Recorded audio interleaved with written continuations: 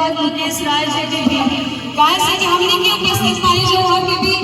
सौजन्य से तो हम चाहेंगे एक बार आप सब हाथ ऊपर कर लें ये जो जाए कि सर माई के रोने बैचलर रामू बानी हमने की जनता में माई बहन बानी जा अच्छा एक बार माई के जयकारा तो लगा लीजिए एक बार